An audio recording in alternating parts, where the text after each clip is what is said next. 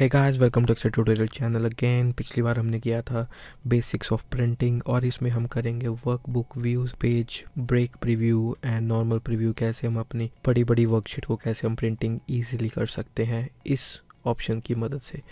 देखते रहिए वीडियो, आपको काफ़ी कुछ सीखने को मिलेगा। अगर आपने सब्सक्राइब नहीं किया जरूर कर लीजिए, क्योंकि आने वाले दिनों में हम काफ़ी कुछ एक्सेल के बारे में कवर करने वाले हैं। चलिए शुरू करते हैं।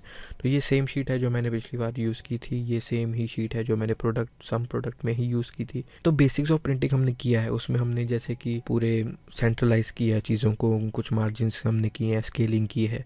ठीक है, अब प्रॉब्लम कहाँ पे आती है? अगर आपके पास यहाँ पे पूरी वाइट शीट है, ठीक है, अगर आपको सारी चीज़ें चाहिए हो, लाइक ये भी चाहिए, ये भी पूरा 100 तक जो वैल्यूज़ है हमारी वो भी चाहिए, और ये कुछ हमारी जो कंडीशनल बेस्ड फॉर्मेटिंग है ये भी चाहिए आपको, तो वहाँ पे क्या चीज़ काम आती है? क्योंकि ताकि हमारा जो ऑर्गेनाइज वे से प्रिंटिंग हो, सीधा हम प्रिंटिंग कर देंगे, वो जैसे हम कंट्रोल+P दबा देते हैं तो उसमें सीधा करेंगे तो ये देखिए 10 पेजेस आ जाते हैं।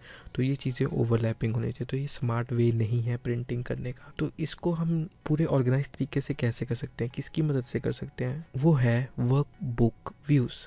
वो आपको मिल जाता है व्यू में जाकर। वर्कबुक व्यूज़ की जो 3 चीज़ें हैं इसको हम यहाँ पर कवर करेंगे। तो अगर हम नॉर्मली क्लिक करें तो ये नॉर्मल व्यू है आपके लिए। अगर हम पेज ब्रेक प्रीव्यू करें तो ये देखिए आपके पास यहाँ पर कुछ ब्रेकिंग्स आ जाती हैं, राइट?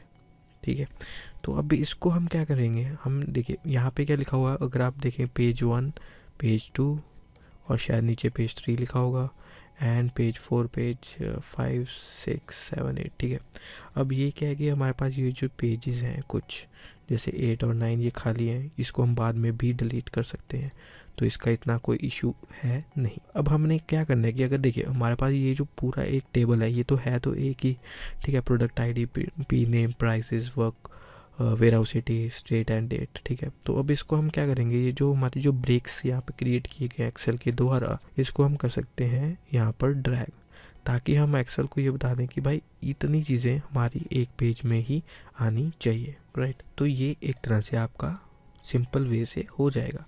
तो ये पेज 3 है, ये एक में भी आ सकता है, ठीक है। तो वैसे ही देखिए पूरा का पूरा हमारे पास ये 4 पेजेस है, इसको हम इग्नोर कर सकते हैं जब हम प्रिंटिंग पे जाएंगे, ठीक है। उसको फिर हम ये चीज़ को हम डिलीट कर सकते हैं। तो ये हमारा अच्छे तरीके से आ गया। ये क्या हो गया, हमारे पास जो पेज 1 था उसमें पूरी ट्रांजेक्शन लिस्ट आ गई है, पेज 2 में भी हमारे पास ट्रांजेक्शन लिस्ट आ गई है, तो 3 में जो हमारे जो कैलकुलेशंस हैं वो आ गई हैं सारी यहाँ पर। जो 4 है इसको तो हम इग्नोर कर ही सकते हैं। तो हमारे को ये इस चीज़ को करने की ज़रूरत नहीं है। अगर आप इसको थोड़ा चाहते हैं कि कुछ ट्रांजैक्शन ऊपर आ जाए वो भी आप कर सकते हैं।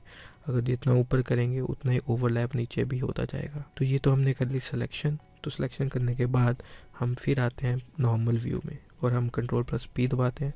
तो ये देखिए पूरा का पूरा हमारे पास यहाँ पे सेंट्रलाइज हो गया है। तो अगर आप देखेंगे तो फुट बेसिकली जो ब्लैंक था वो अपने आप यहाँ पर डिलीट हो गया है, ठीक है। 1, 2, 3 यहाँ पर अपने आप आ चुका है।